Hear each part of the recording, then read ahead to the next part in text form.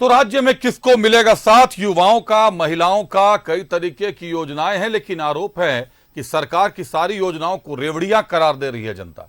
रुक करते हैं, सहयोगी राकेश जुड़े हुए हमारे साथ खूंटी विधानसभा क्षेत्र से। राकेश, एक ऐसा विधानसभा क्षेत्र जहां से भाजपा के कद्दावर नेता ने लोकसभा चुनाव अपने हाथ से गंवा दिया। अर्जुन मुंडा साहब खूंटी से खड़े हुए, लेकिन जनता ने नकार दिया। वहां से नीलकंठ सिंह मुंडा एक बार फिर से झारखंड विधानसभा, खूंटी विधानसभा के लिए भाग्य आजमा रहे हैं।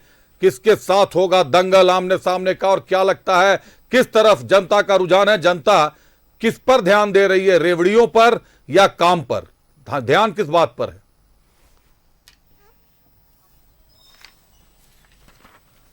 बिल्कुल अभिषेक, आपने ठीक कहा। देखिए, खूंटी वीरों की धरती रही है और हमेशा से ही यहाँ काम का ही बोलबाला रहा है। तो इस बार भी जनता जो है वो काम देख रही है। पूर्व में किसने काम किया वही वोट का आधार होगा और उसी आधार पर जनता जो है वो अपना प्रत्याशी का चयन करेगी। जहाँ तक नीलकंठ सिंह मुंडा की बात है तो देखिए, 5 टर्म के वो विधायक रहे हैं। 25 सालों से लगातार खूंटी पर उनका कब्जा है और बीजेपी का सबसे मजबूत किला आप कह सकते हैं खूंटी है। हालांकि ये ज़रूर है कि लोकसभा का चुनाव यहाँ से अर्जुन मुंडा हार गए, लेकिन विधानसभा का चुनाव और उसकी जो सियासी समीकरण होता है वो बिल्कुल लोकसभा से अलग होता है। तो इस बार जो लड़ाई है वो कहीं ना कहीं झारखंड मुक्ति मोर्चा और बीजेपी के बीच में ही है। हालांकि झारखंड मुक्ति मोर्चा ने जिसे प्रत्याशी बनाया है उसको लेकर अभी लोग अनजान है, अनभिज्ञ है। लोगों के जुबान पर वो नाम ठहर नहीं पा रहा है। लोग उस नाम से वाकिफ़ है नहीं कि वो नाम कौन है। नीलकंठ सिंह मुंडा पुराना चेहरा, जाना पहचाना नाम, और उनके कामकाज को लेकर लोग जो हैं वो वाकिफ़ हैं। तो इस बार जो मुकाबला होगा आप कह सकते हैं कि बहुत कांटे का टक्कर यहाँ नहीं है। और पूर्व का जो इतिहास रहा है, पूर्व में भी आपने देखा होगा कि यहाँ हालांकि 2000 से पहले ये ज़मीन झारखंड पार्टी की ज़रूर रही, कांग्रेस की भी रही, लेकिन उसके बाद से लगातार आपने देखा होगा कि न तो झारखंड पार्टी ने कोई मजबूत उम्मीदवार नीलकंठ सिंह मुंडा के खिलाफ दिया, न कांग्रेस ने कोई मजबूत दावेदार दिया, न झारखंड मुक्ति मोर्चा ने ही कोई मजबूत चेहरा दिया है। तो यही वजह है कि नीलकंठ सिंह मुंडा लगातार यहाँ का प्रतिनिधित्व करते रहे हैं। 5 टर्म के वो विधायक हैं और छठी बार एक बार फिर खूंटी के चुनावी दंगल में जोर आजमाइश करते हुए आपको नजर आ रहे हैं। अभिषेक। राकेश, आप किसी बाजार में खड़े हैं, आपके चारों तरफ लोग दिखाई दे रहे हैं। एक बार आप दर्शकों से मुखातिब होइए, दर्शकों को भी, हमारे जो आपके आसपास जो स्थानीय लोग हैं उनसे एक बार मुखातिब होइए। हमारे दर्शकों को जरा सुनाएं कि खूंटी की स्थानीय जनता क्या कहती है। तब तक एक बार घाटशिला पे जुड़ जाता हूं, हमारे सहयोगी मनोज भी घाटशिला से जुड़े हुए हैं। राकेश, आप बने रहिएगा हमारे साथ और स्थानीय लोगों के साथ एक बार जुड़ जाएं। राकेश, मनोज, घाटशिला में है आप। बाबूलाल सोरेन की दस्तक, कोल्हान के टाइगर माने जाते हैं चंपाई सोरेन, और टाइगर का बेटा पहली बार चुनावी मैदान में उतरा है। चंपाई सोरेन ने अपने 40 वर्षों की तपस्या जो कहते हैं उन्होंने जो की है, कोल्हान की धरती को सींचा है, झारखंड आंदोलनकारी बनकर झारखंड को सींचा है, और उसके बाद आप चुनाव में उतरे हैं जेएमएम को छोड़कर बीजेपी से, और उनके सुपुत्र बाबूलाल सोरेन साहब भी उतरे हैं घाटशिला में। किसके साथ है मुकाबला, किधर जा रहा है जनता का रुझान, क्या कहेगा काम, दलों का काम? मनोज। देखिए निश्चित तौर पे 40 साल का एक लंबा तपस्या होता है किसी राजनीतिक दल के। अगर कोई प्रत्याशी हो या कोई नेता हो तो 40 साल एक लंबा वक्त होता है। अपने जीवन का सबसे बहुमूल्य समय इन्होंने राजनीतिक में गुजार दी, और 40 साल का अनुभव इस बार भारतीय जनता पार्टी को निश्चित तौर पे उसका फायदा मिलेगा। जो हवा की रुख है कोल्हान में, वो ये बयां कर रहा है कि इस बार निश्चित तौर पे परिवर्तन है, और लोग यहाँ चाह भी रहे हैं, क्योंकि राज्य के पूर्व मुख्यमंत्री चंपाई सोरेन टाइगर भी है, और टाइगर का जो दहाड़ है वो पूरे झारखंड में दिख रहा है। दूसरी तरफ अगर हम बात कर ले, अभी जिस विधानसभा क्षेत्र में, घाटशिला विधानसभा क्षेत्र में, तो यहाँ से उनका पुत्र बाबूलाल सोरेन पहली बार वो बीजेपी के, हालांकि अपने राजनीतिक जीवन उनका रहा है, लेकिन किसी पार्टी से टिकट नहीं, बीजेपी ने उन पर भरोसा जताया और बीजेपी ने टिकट दिया, और वो भी घाटशिला विधानसभा क्षेत्र से। और घाटशिला विधानसभा क्षेत्र में इससे पहले झारखंड मुक्ति मोर्चा के रामदास सोरेन जीते थे, उससे पहले बीजेपी का सीट रहा है। लेकिन यहां भी परिवर्तन दिख रहा है। हमारे साथ कुछ लोग हैं, हमें लगता है कि आम जनता ही सब कुछ बता देगी। निश्चित तौर पे घाटशिला क्या कहता है? घाटशिला कहता है कि इस बार बाबूलाल सोरेन जी भारी मतों से जीतेंगे, हर हाल में जीतेंगे और जमानत जब्त होगा रामदास सोरेन का। देखिए, निश्चित तौर पे एक बताइए कि यहाँ मुख्य मुद्दा क्या है? मुख्य मुद्दा HCL है, सुरदा माइंस है, बेरोजगारी है, सड़क का निर्माण है, यही सब मुख्य मुद्दा है। जो लोगों के बीच अनिश्चितता का माहौल रहा पिछले 5 साल में, वो सब मुख्य मुद्दा के तौर पे उभरेगा। तो जो वर्तमान विधायक है, वर्तमान विधायक से कार्यकाल से लोग कितने संतुष्ट हैं? देखिए, भले ही भारतीय जनता पार्टी का कार्यकर्ता हूं, लेकिन वर्तमान विधायक व्यक्ति बहुत अच्छे हैं। उन्होंने प्रयास बहुत किया, लेकिन हो सकता है कि सरकार की कुछ खामियां होगी जिनके कारण कार्य नहीं हो पाया। और विगत 4.5 साल से तो बेरोजगारी है, कानून खुले नहीं। अभी 6 महीना पहले सुरदा माइंस का लीज मिला है, लेकिन फिर भी 6 महीना 4.5 साल का जो बेरोजगारी है उसको लेके तो पब्लिक ध्यान देगी। सही आपने कहा कि देखिए, निश्चित तौर पे बेरोजगारी और सुरदा माइंस यहाँ की बड़ी समस्या है। जो बंद पड़ी सुरदा माइंस को 5 साल पहले जब सरकार बनी तो उस समय उसके बाद अगर प्रयास होता तो खुल गया रहता, तो सुरदा माइंस के कारण जो लोग बेरोजगार है, बेरोजगारी नहीं रहती। घाटशिला का जो एक दृश्य है वो बदला हुआ दिखता, लेकिन सुरदा माइंस बंद पड़ी है, जिसके कारण लोगों में नाराजगी है, बेरोजगारी है। और सबसे अहम बात है कि बालू की चोरी अगर कहीं होता है तो स्वर्णरेखा से इसी इलाके से होता है। अगर पत्थर का कारोबार होता है तो इसी इलाके से होता है। अगर यहाँ पे अगर बात कर ले कि अगर लकड़ी का कारोबार होता है तो इस इलाके से होता है, तो कहीं ना कहीं लोगों के अंदर नाराजगी है। क्या कहेंगे? नाराजगी तो है, क्योंकि सबसे बड़ा जो है आपका जो सरकार जो है ये बेरोजगार पर ध्यान नहीं दी। बेरोजगारी जो है बढ़ा हुआ है। यहाँ पर जो आदमी का रोजगार था, आपका जो जितने भी लीज है माइंस के, वो सब लीज माइंस बंद है, जिसके कारण आदमी को रोजगार नहीं है, आदमी बेरोजगार हो गए हैं। सरकार ने इस पर कोई ध्यान नहीं दिया है। सरकार ने बहुत सी वादा किए थे, बहुत प्रोमिस किए थे कि हम लोग साल में 5 लाख आपको नौकरी देंगे, 5 लाख नौकरी देंगे साल में, बेरोजगारी भत्ता देंगे, लेकिन इस तरह का कोई भी हम लोग को मिला भी नहीं मिला। और पूरा हम लोग जो है असंतुष्ट है इस सरकार से। मनोज, एक अहम सवाल है। 2019 के चुनावों को अगर ध्यान दें तो रामदास सोरेन को कुल 65,531 मत मिले थे, वहीं 56,807 वोट लखन माडी को मिले थे, लखन चंद्र माडी को। 6,724 मतों से जीते थे रामदास सोरेन, जो वर्तमान विधायक हैं। इस बार भी झामुमो ने उन पर विश्वास जताया है।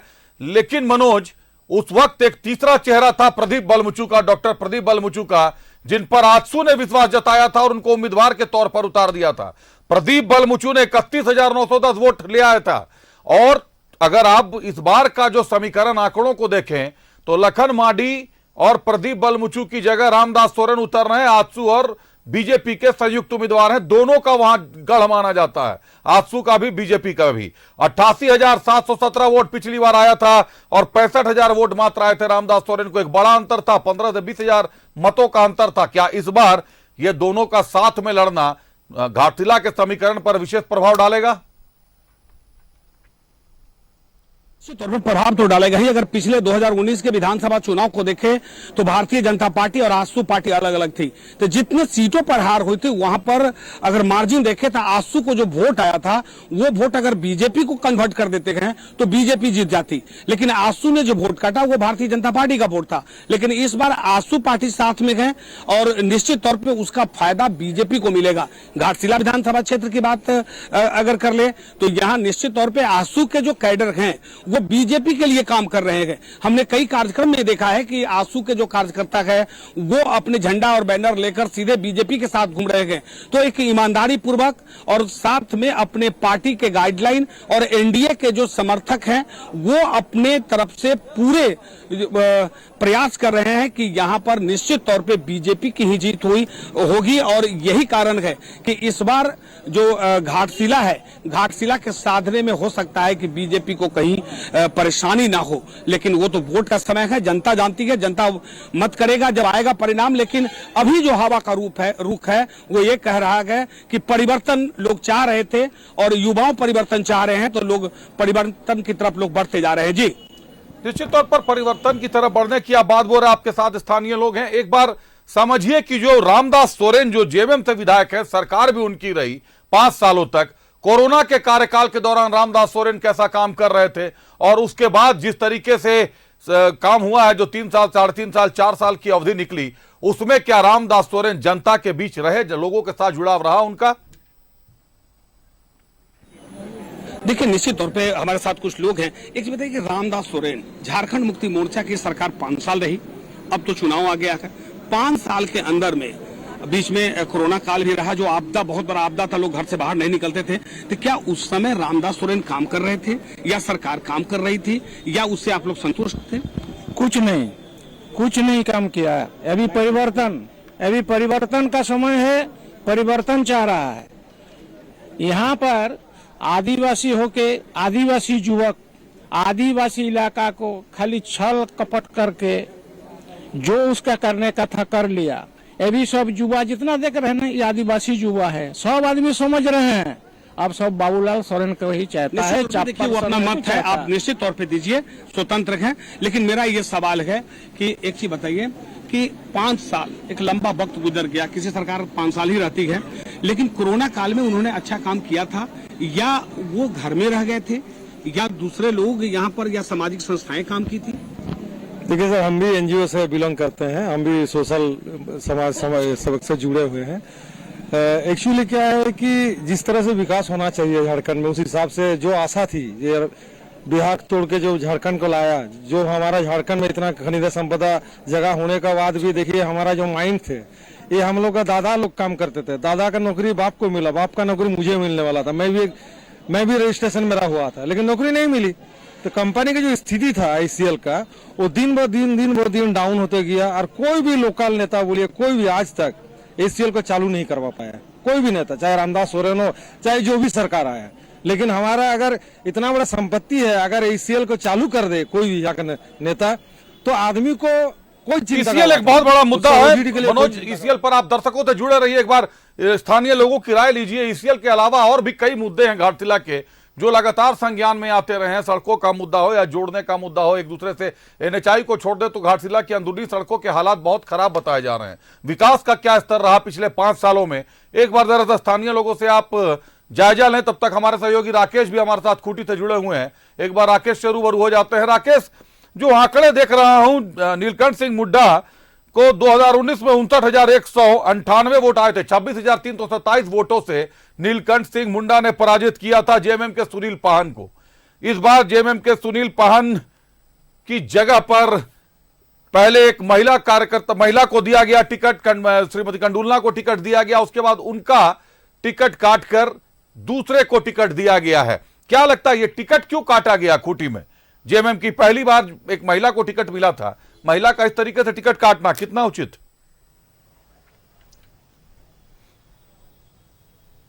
नहीं, इससे पहले भी जेएमएम की टिकट पर वो महिला चुनाव लड़ चुकी है।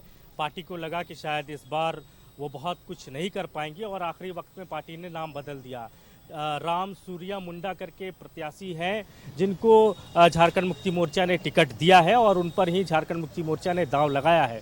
2019 की अगर आंकड़ों की बात करें तो लगभग 60,000 वोटों से नीलकंठ सिंह मुंडा यहां से चुनाव जीते थे। मेरे पीछे आपको कुछ लोग दिख रहे हैं, हम जरा उनसे जुड़ जाते हैं क्योंकि देखिए फेस्टिवल का टाइम है और लोग भागा दौड़ी में हैं। क्या इस बार खूंटी क्या कह रहा है, किस तरह का माहौल देख रहे हैं खूंटी में? माहौल तो सब बढ़िया है। इसका पलड़ा भारी है खूंटी में? पड़ला तो अभी भाजपा का पड़ला भारी है, अभी भारी है। तो नीलकंठ दा काम किए, यहाँ 5 टर्म के विधायक रहे वो? हाँ, काम तो हुआ है। हाँ, हुआ है। क्या काम किए? काम जैसे जितने भी इधर यहाँ का जितना जो खूंटी विधानसभा में, जितना ग्रामीण क्षेत्र में, शहरी क्षेत्र में जितना भी रोड है सभी कालीकरण हुआ है और जितना भी पुलिया है ग्रामीण से ग्रामीण क्षेत्र में भी सभी पुलिया भी बन करके तैयार हो गया है। लोग को वहाँ आने जाने में सुविधा हो गया है, कोई दिक्कत नहीं है। कुछ और लोग हैं, देखिए ग्रामीण विकास विभाग के मंत्री रहे हैं नीलकंठ सिंह मुंडा, लिहाजा अपने क्षेत्र में खूब काम किया उन्होंने। कैसा माहौल देख रहे हैं इस बार आप लोग? यहाँ के स्थानीय हैं आप? हाँ जी। क्या नाम हुआ आपका? प्रदीप जैन। प्रदीप जैन जी, क्या माहौल है इस बार खूंटी में? यहाँ पर तो भाजपा ही का है। हाँ, नीलकंठ जी जीतेंगे यहाँ के लिए, जहाँ तक हो। अब ऐसे तो कुछ भी हो सकता है लास्ट टाइम में। तो जेएमएम ने भी उम्मीदवार दिया है, उम्मीदवार तो दिया है, लेकिन देखिए। जानते हैं उस उम्मीदवार को? नहीं, जेएमएम वाला को तो नहीं जानते, नाम जानते हैं? नाम भी नहीं सुने थे पहले कभी। कौन कैंडिडेट है ये पता नहीं है आपको? नहीं नहीं, अब आएंगे, आने को तो वो भी मैदान में आएंगे तब देखेंगे, अभी तक तो नहीं देखे हैं। देखिए, लोगों की जुबान पर वो नाम चढ़ नहीं पा रहा अभिषेक, और क्योंकि बहुत जाना पहचाना यह चर्चित नाम नहीं है, लिहाजा लोग उस नाम को रिकॉल नहीं कर पा रहे हैं। लेकिन जैसे जैसे चुनाव का रंग चढ़ेगा, उम्मीद करनी चाहिए कि लोगों की जुबान पर वो नाम भी आएगा। आपका क्या नाम है, कहाँ से हैं आप? जी, हम पटना से हैं। पटना से हैं जी। यहाँ धंधा पानी कब से कर रहे हैं? 2 साल हो गया। 2 साल से। जी। तब तो आप यहाँ का वोटर नहीं होंगे। नहीं। पटना के लोग भी खूंटी में आके देखिए अपना व्यवसाय चला रहे हैं, यही खूंटी की खूबसूरती है। तो हम जरा बाजार की भी तस्वीर अभिषेक आपको दिखा दें, क्योंकि धनतेरस का मौका है, चकाचौंध पूरी तरीके से है। देखिए, एक शख्स हमको आवाज़ दे रहे हैं, शायद कुछ कहना चाहते हैं वो। हाँ बिल्कुल, हम आपके पास आ रहे हैं। बताइए इस बार क्या लग रहा है, खूंटी कैसा माहौल खूंटी में? खूंटी का सुनिए ना, कौन सा न्यूज का उसको बताइए आप। अरे खूंटी में कौन जीत रहा है, किसका पलड़ा भारी, ये बताइए।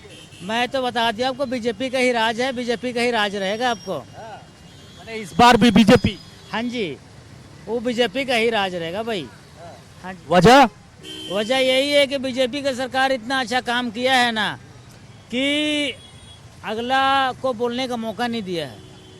और नीलकंठ दा कैसा काम किए 5 टर्म रहे? तो अगला पार्टी का बात नहीं बोल सकता हूँ भाई, अपना पार्टी का ही बात बोल सकता हूँ। अपना पार्टी का ही मतलब गुण गा, मतलब नमक खाए तो अपना पार्टी का ही गुण गाऊंगा, दूसरा पार्टी का। तो फिर अर्जुन मुंडा को क्यों हरा दिया आप लोग?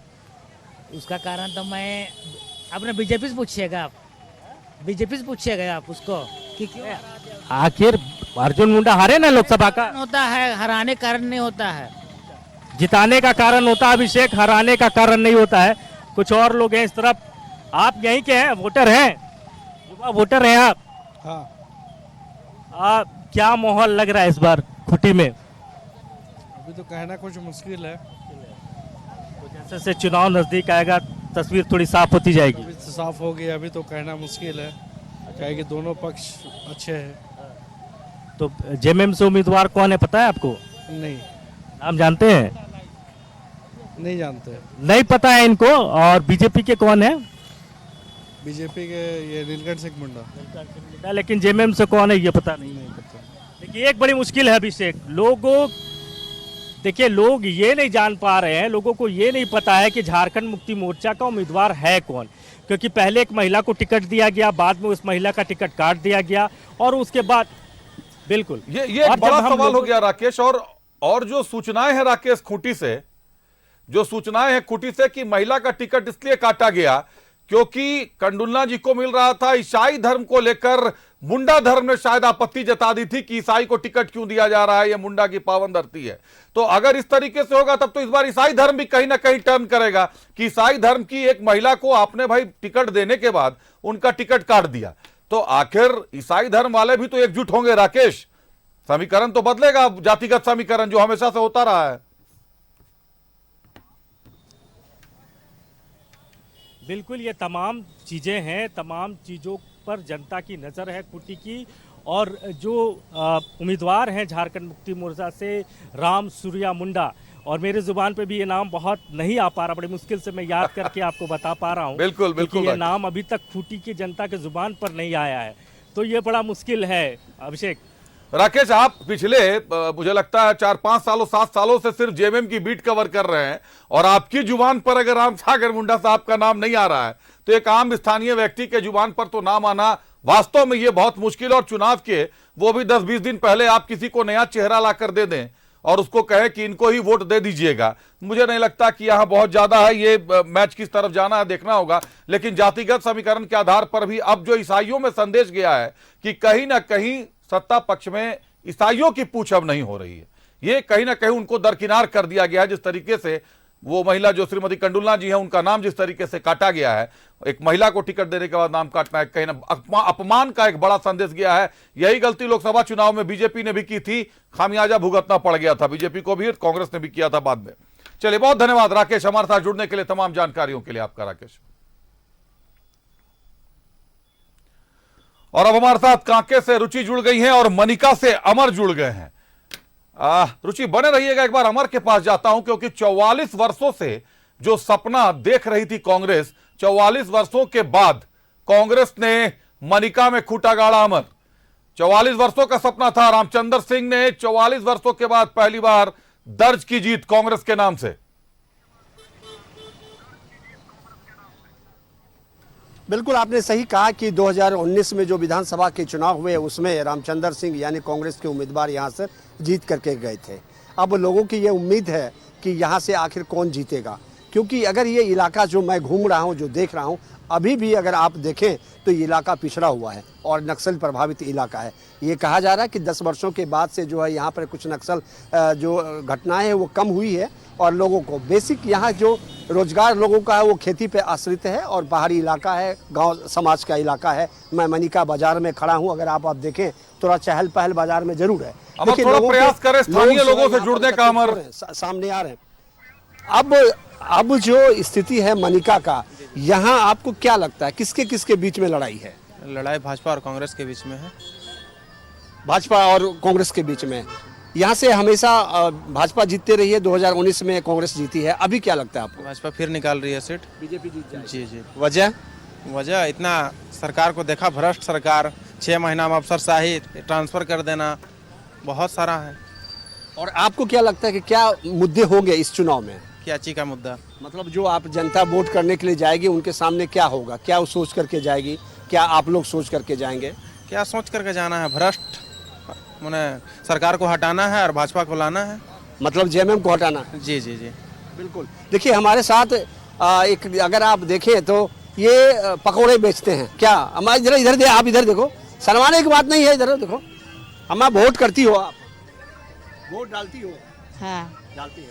किस क्या सोच के जाती हो देने के लिए, किसको वोट करें, कौन सा नेता अच्छा हो, या फिर कुछ रहता है आपके दिमाग में, कुछ सोच करके जाती हो? फूल छाप। फूल छाप। हाँ। ये फूल छाप किसका है?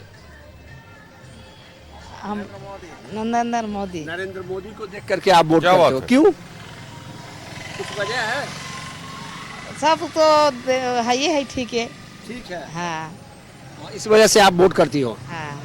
देखिए भाई साहब, आप पकोड़े बेचते हैं। आप मोदी जी ने कहा था पकोड़ा भी एक बिजनेस है।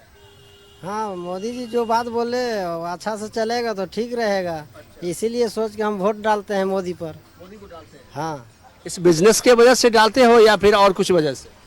नहीं, और अपना गरीबी के हालत से बिजनेस करते हैं और सोचते हैं जो मोदी पीएम किसान भी दे रहे हैं तो भाई। तो और क्या अच्छा लगता है मोदी जी का? हमारा सब काम अच्छा ठीक लगते हैं। सब काम मोदी जी का अच्छा लगता है, इसलिए वोट आप मोदी जी को। अमर, उनसे पूछिए कि भाजपा के इस बार प्रत्याशी वहां से कौन है?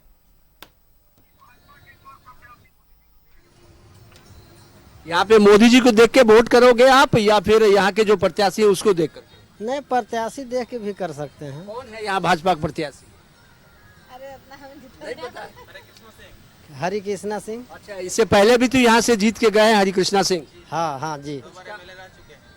कुछ काम किया हरि कृष्णा सिंह? हाँ किए हैं, डिग्री कॉलेज ये सब कुछ बना दो, हॉस्पिटल के काम भी किए हैं। अच्छा, तो इसलिए आप उनको वोट करोगे? हाँ। यहाँ पे भाजपा के उम्मीदवार हरि कृष्णा सिंह है, इससे पहले भी वो 2 बार जीत करके गए हैं। बिल्कुल। और 2019 के चुनाव में अमर, 2019 के चुनाव में हरिकृष्ण सिंह का टिकट काटकर रघुपाल सिंह को दिया गया था और रघुपाल सिंह ने 44 वर्षों बाद रघुपाल सिंह एक ऐसे व्यक्ति निकले जो चुनाव में हार का सामना किया, जिन्होंने जनता ने उनको नकार दिया और इस बार वो निर्दलीय चुनाव में उतर गए हैं। अमर, अब स्थानीय लोगों के साथ जुड़े रहिए। हम एक बार रुचि का रुख करते हैं। रुचि भी कांके विधानसभा क्षेत्र से हमारे साथ जुड़ी हुई है। रुचि, कांके को भाजपा का गढ़ माना जाता है। रुचि, विगत कई सालों से, 6 सालों से मुझे लगता है कि कांके पर बीजेपी का ही कब्जा है। इस बार भी जो विश्वास जताया गया है जीतू चरण राम के ऊपर, जीतू चरण राम का टिकट पिछली बार कटा था, समरी लाल साहब को दिया गया था, लेकिन जीतू चरण राम ने बड़ी शालीनता से अपने आप को किनारे कर लिया था। इस बार जिस तरीके से वहां पर विरोध हुए, कमलेश राम का पहले नाम आया, कमलेश राम का टिकट कटा, बाद में फिर एक प्यार भरा दोस्ताना संबंध भी सामने आया और अब कमलेश राम भी जीतू राम के साथ खड़े हैं कई बड़े नेताओं के सहयोग के बाद। क्या नजर आ रहा है? स्थानीय जनता क्या करी? आप किस जगह पर खड़ी है कांके विधानसभा क्षेत्र के? बिल्कुल अभिषेक, देखिए ये बता दूं कि बुढ़मू प्रखंड है, यानी कि कांके विधानसभा में ही पड़ता है और ये बुढ़मू प्रखंड है और यहाँ पर आम जनता ही हमारे साथ उपस्थित है। आपने जिक्र किया कि कहीं मुकाबला जो है वो त्रिकोणीय होता हुआ दिख रहा था जब कमलेश राम ने निर्दलीय पर्चा भरा। हालांकि वो मनाए गए और उन्होंने कहा कि राष्ट्र सर्वोपरि है और राज्य के विकास के लिए, खास करके कांके विधानसभा क्षेत्र के विकास के लिए हम बीजेपी का समर्थन करेंगे। तो उन्होंने समर्थन तो दे दिया, लेकिन दो मुकाबला सुरेश बैठा और जीतू चरण राम के बीच, हालांकि कई प्रत्याशी अभी भी मैदान में हैं, लेकिन दो प्रत्याशी के बीच मुकाबला है। ये जनता जनार्दन ही तय करेगी कि इस बार कौन होगा। चूंकि पहले से भी बीजेपी का गढ़ रहा है, लेकिन इस बार किन्हें समर्थन मिलेगा? इस क्षेत्र में पूरा जो कांके विधानसभा है डॉक्टर जीतू चरण राम ही जीतेंगे और हमेशा से बीजेपी गढ़ रहा है। ये इतिहास है और इतिहास हमेशा बच के रहेगा। मतलब इतिहास तो बदलता भी है ना? नहीं, इस बार तो नहीं बदलेगा। नहीं बदलेगा। मुद्दे क्या रहेंगे इस बार के विधानसभा चुनाव में? दीपक जी। आप वोट तो आप ही देते हैं कि दीपक जी देते हैं? नहीं, मुद्दा तो हम लोग का देखिए विकास हुआ है, इससे पहले भी वही थे। इससे पहले वाले टर्म में तो अच्छा विकास हुआ है यहाँ पे, तो हम लोग चाहते हैं कि बीजेपी ही यहाँ पे आए। चलिए, युवा हैं आप, कितना विकास हो पाया है? ऑल ओवर कांके विधानसभा की बात तो कर ही रहे हैं, लेकिन ऑल ओवर स्टेट की बात कर ले, युवा के लिए कितना कार्य हो पाया है? बीजेपी की ही सरकार में विकास हो सकती है। ये जेएमएम की सरकार आज तक कुछ नहीं किया है, जो युवाओं का ठगने का काम किया। चलिए, आप देखना, आप नहीं बोलिएगा, आप सरकारी आदमी हैं, वोट नहीं देते हैं? देते हैं, बोलेंगे नहीं अभिषेक? रुचि सवाल पूछिए एक बार कि भाई सरकार ने वादा, सरकार का वादा था जेएमएम का कि 5 लाख नौकरियां देंगे। युवाओं को क्या नौकरियां या बेरोजगारी भत्ता मिला? 5,000 रुपए बेरोजगारी भत्ता मिलने थे स्नातक को, 7,000 रुपए जो पोस्ट ग्रेजुएट है उनको मिलना था। क्या ये भत्ता बुढ़मू के लोगों तक पहुंचा? रोजगार मिला 5 लाख उनको? बिल्कुल बिल्कुल अभिषेक, देखिए सरकारी आदमी है, पहले आप ही से सवाल करते हैं। 5 लाख रोजगार का वादा था सरकार के तरफ से, तो क्या बुढ़मू प्रखंड में रोजगार मिला है? नहीं, रोजगार तो नहीं मिला है। जो वादा किए थे वो पूरा नहीं हो पाया है। नहीं पूरा। डरते डरते इतना तो बोल ले रहे हैं, ये बात है, सरकारी आदमी है इसलिए डरते डरते। आप लोगों को डर नहीं ना है? कोई डर नहीं है। चलिए, सरकार ने कितना वादा सरकार कितना वादा पूरा कर पाई है? जो सरकार अभी हेमंत सरकार का है, वादा तो किए लेकिन एक भी काम नहीं किए। वादा का कोई काम यहाँ दिख ही नहीं रहा है। 5 लाख नौकरी का वादा किए थे, उसमें से हमको लगता है 1 लाख भी पूरा नहीं कर पाए। 1 लाख भी पूरा नहीं। आप तैयारी कर रहे हैं क्या? तैयारी नहीं कर रहे, फिर भी जानकारी तो रखते हैं ना। चलिए, जानकारी रखते हैं। हर एक वर्ग, अगर किसान की बात करें, किसान मजदूर गरीब आम आवाम की बात करें या युवाओं की बात करें, महिलाओं की बात करें, कहीं ना कहीं उपेक्षित महसूस कर रही है। और ये हम नहीं कह रहे हैं, ये बुढ़मू प्रखंड की जनता कह रही है। आप एकदम साइलेंट हैं चाचा, बोलिए कुछ। यही हम लोग चाहते हैं, सरकार बदली हुए, हेमंत सरकार जाए। हाँ, इस विधानसभा क्षेत्र में जीतू चरण राम आएगा इसमें। जीतू चरण राम हाँ। इतना कॉन्फिडेंस के साथ कैसे कर? हम लोग जिताते आ रहा है, हम लोग बराबर वोट इसी को देते हैं, बीजेपी को। कैंडिडेट कोई रहे, हम लोग बीजेपी को वोट देते हैं, हम लोग वैसे का वोट। उद्देश्य क्या है? हम लोग का क्षेत्र का है, हम लोग का गांव घर का रहने वाले हैं, तो हम लोग तो स्वाभाविक सी बात है कि हम लोग अपने क्षेत्र का ही आदमी को विकास। सुरेश बैठा भी तो इस क्षेत्र के ही है, तो क्षेत्र का है, लेकिन हम लोग करीबी नहीं है। हाँ, हम लोग विश्वास नहीं है। देखिए, हम लोग तो भाजपा का ही वोट करते हैं। हम पार्टी कांग्रेस में सुरेश बैठा है, ठीक है, सुरेश बैठा कांग्रेस में, हम लोग कांग्रेस को वोट देंगे। इस क्षेत्र में भी मतलब व्यक्ति अच्छे हैं, व्यक्तिगत तौर पर व्यक्ति अच्छा कैसे जाने? जब तक नहीं वो एक बार विधायक बन जाएंगे तब तक कैसे पता चलेगा व्यक्ति अच्छे? अभी तो सब अच्छे लगते हैं, जब कोई भी विधायक बनते हैं तो फिर वही हाल हो जाता है। ये सभी देखिए हैं तो आम जनता, लेकिन अभिषेक बात करने से तो यही लग रहा है कि भाजपा समर्थक हैं। इधर आप आइए, आप इस बार वोट देना है ना? वोट देना है, वोट देना है जी। मुद्दा क्या रहेगा इस बार का? क्या उम्मीद लेकर वोट करेंगे? जनता फैसला करेगा, वही होगा जनता जनार्दन। तो आप नेताजी थोड़ी, आप तो जनता है। हम भी तो जानता है, पब्लिक जानता है, वो सबसे पूछिए। हम मुकाबला कितना जबरदस्त है? मुकाबला रहेगा, कांटा के टक्कर रहेगा। कांटा के टक्कर रहेगा। हाँ, मतलब ये मानते हैं कि कांटा का टक्कर रहेगा और कई लोग यहाँ पर उपस्थित हैं। दूसरी ओर अगर कैमरे की आप यहाँ आइए, आप भी कुछ बोलना चाह रहे हैं। समर्थन करते हैं, वोट देते हैं? जी। तो इस बार क्या किनका पलड़ा भारी दिख रहा है? जीतू चरण राम। जीतू चरण राम, हाँ, बहुत अच्छे पढ़े लिखे इंसान है और एक बार भी है, पेशे से डॉक्टर भी है, शिक्षित है और अनुभवी भी है, एक बार पूर्व में विधायक रह चुके हैं, इसलिए हम लोग है कि मंत्री बार जीते और मंत्रिमंडल में उनको जगह मिले। चलिए, तो ये तो बहुत ही उम्मीद रख रहे हैं। हालांकि जनता जनार्दन तय करेगी कि किन्हें अपना मत प्रदान करना है और ये सभी जनता ही है, लेकिन लगता है कि बीजेपी समर्थक है। अच्छा, आप युवा हैं, किन किन मुद्दों को लेकर के इस बार का वोट हो रहा है? हम राज्य की बात कर रहे हैं। देखिए, बात ऐसा है, जो वर्तमान सरकार है अभी जेएमएम का, हेमंत सोरेन, जितने भी वादा किए एक भी काम नहीं किए और पूरे क्षेत्र में इससे पहले जो मेरा गवर्नमेंट था बीजेपी का, उसमें जितना रोड बना, पुल पुलिया बना, तालाब बना, बिजली का भी काम हुआ, वैसा कोई एक काम हमको नहीं मिलता है देखने को क्षेत्र में। और सरकार तो बहुत उपलब्धि गिना रही है, लेकिन जनता ही तय करती है कि किन्हें अपना वोट देना है, किन्हें अपना समर्थन देना है। आप यहाँ आइए। हाँ, इस बार क्यों लग रहा है कि परिवर्तन होना चाहिए? परिवर्तन पूरा होना चाहिए, क्या कि हेमंत सरकार ने जो लूटने का काम किया ना, 5 साल में एक भी विकास नहीं किया।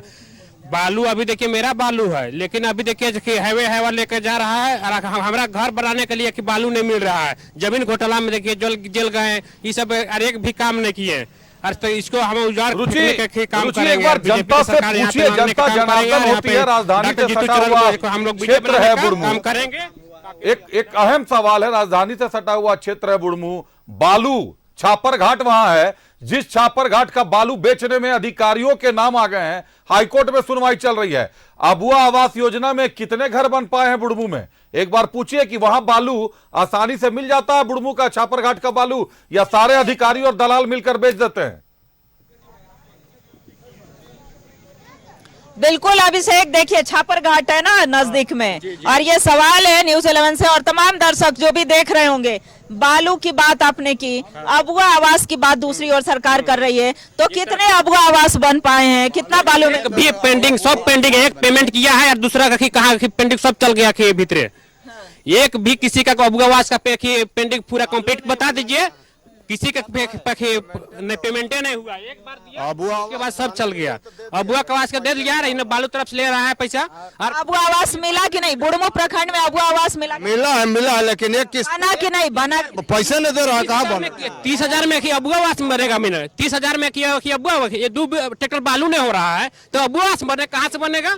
सरकार कह रही है कि हम जनता के लिए काम कर रहे थे, लेकिन हमको जेल में डालने का कुछ नहीं। घोटा जमीन घोटाला करेगा तो खिंचाई नहीं करेगा। हम गलत करेंगे तो हमको नहीं लगेगा मैडम। अब गलत सरकार है, गलत करेगा तो उसको छोड़ देगा, नहीं छोड़ेगा मैडम। गलत करेगा कोई, गलत किसी गलत करता हेलो, है जेल जाता है कि नहीं? अगर अबुआ आवास जैसे बोल रहे हैं ना, आपका चिन्हित कर करके आप नहीं देते हैं, इसलिए कि आप गांव से चिन्हित कीजिए कौन व्यक्ति को कॉलोनी देना है, कौन व्यक्ति को घर देना है। जिसका घर टूटा फूटा उसका कोई नहीं देखता है, और जब वोट का समय आता है तो सब पब्लिक सबको भैया दादा अबरे बीजेपी को देना है, अबरे सब बालू तो बिचौलिया ले जा रहा है, सब बालू बिचौलिया जाता है। हम लोग यहाँ सामने बालू मिलता है, ट्रैक्टर सब है थाना में और सब ले जाता है हाईवा से, 12 चक्का 14 चक्का 16 चक्का से बालू यहाँ हम लोग खरीदे, तौल भी नहीं मिलता है बालू।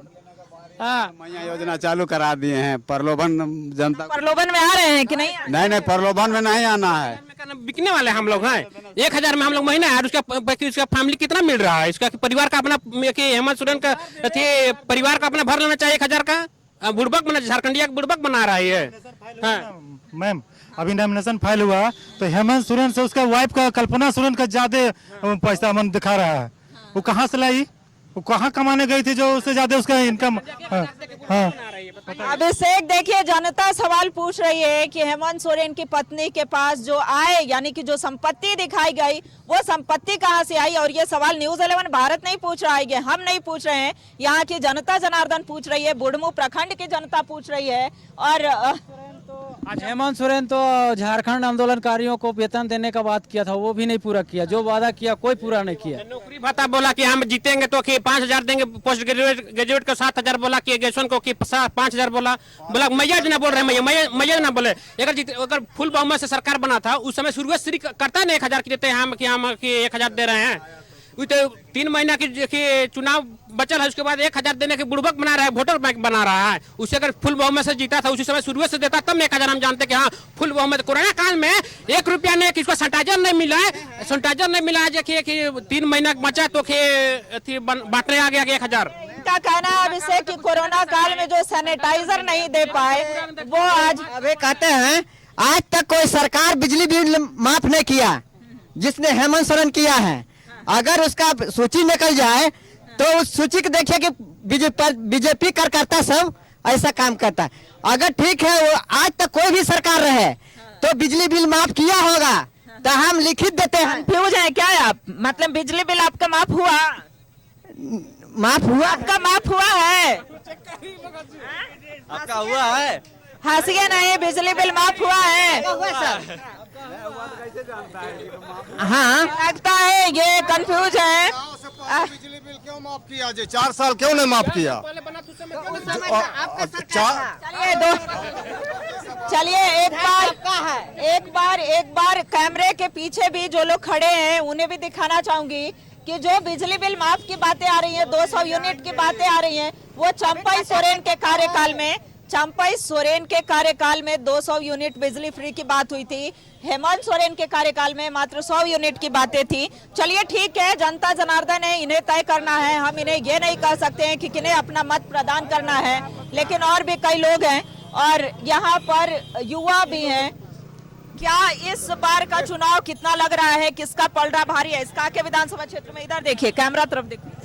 कांग्रेस का जी। चलिए इस बार ये कह रहे हैं कि कांग्रेस का पलड़ा भारी है। आप कारण कह रहे हैं भैया, क्या उम्मीद है इस बार? रुचि कारण पूछे कांग्रेस का। कांग्रेस के बड़े नेता तो कह रहे हैं कि कांग्रेस अब केवल जूता भी खा रही है और प्याज भी खा रही है। काम कर रहा है। सुबोध कांत साहा जी का बयान छपा है। क्या क्या उम्मीद है कांग्रेस से, क्या क्या कर रही है? ये कि रुचि एक सवाल है के लिए रुचि मेरा एक सवाल है रुचि मेरा एक सवाल ले पूछे हैं कि कांग्रेस के बड़े नेता हैं सुबोध कांत साहा, स्थानीय अखबार में यहाँ पर राष्ट्रीय अखबार है उसमें छपा कि गठबंधन में होने के कारण कांग्रेस को जूता भी खाना पड़ रहा है और प्याज भी खाना पड़ रहा है। चपरासी की स्थिति हो गई है कांग्रेस की, ये मानस सिन्हा साहब ने कहा जो अभी बीजेपी में शामिल हो गए। कई बड़े नाम टिकट कट गए और आरोप लगा दिया उमाशंकर से अकेला ने कि कांग्रेस ने तो टिकट बेचा है सारे अपने। तो फिर किस आधार पर कांग्रेस? एक बार जवाब मांग लीजिए। बिल्कुल अभिषेक, देखिए जो कांग्रेस समर्थक है उनसे भी इधर आ जाइए थोड़ा। सुबोध कांत साहा जी को जानते हैं ना? जानते हैं जी। उमाशंकर अकेला को जानते हैं? नहीं जानते। चलिए सुबोध कांत साहा जी की बात कर लेते हैं कि कांग्रेस जूता भी खा रही है, प्याज भी खा रही है। जवाब नहीं है इनके पास। हालांकि समर्थक हैं और किन मुद्दों को लेकर के वोट करेंगे हालांकि ये भी नहीं इन्हें पता है। 5 साल पहले भले ही ये बढ़िया रुचि, ये निश्चित तौर पर आपके साथ एक पूरा कर पाए, आपके साथ जागरूक जनता जनार्दन रही। निश्चित तौर पर उन्होंने अपनी बातें खुलकर कही और सरकारी योजनाओं पर, सरकारी योजनाओं के क्रियान्वयन पर बात होनी चाहिए। अबुआ आवास एक महत्वाकांक्षी योजना है, मैया सम्मान योजना एक महत्वाकांक्षी योजना है। जनता तक कितनी पहुंची, जनता इसको कैसे लेती है, जनता को क्या समस्याएं हो रही हैं, यही दिखाना हमारा दायित्व है और हम इसी दायित्व को पूरा कर रहे हैं। बहुत धन्यवाद रुचि हमारे साथ बनने के लिए, तमाम जानकारियों के लिए आपका। और इस वक्त एक बड़ी खबर आ गई है, विधायक सरयू राय के खिलाफ पीड़क कार्रवाई पर रोक लग गई है। झारखंड हाईकोर्ट के जस्टिस संजय कुमार द्विवेदी की अदालत ने लगाई रोक। सरयू राय के खिलाफ स्वास्थ्य विभाग के अपर सचिव के द्वारा दर्ज कराया गया था मामला। अदालत ने राज्य सरकार को 4 सप्ताह में जवाब दाखिल करने का दिया निर्देश।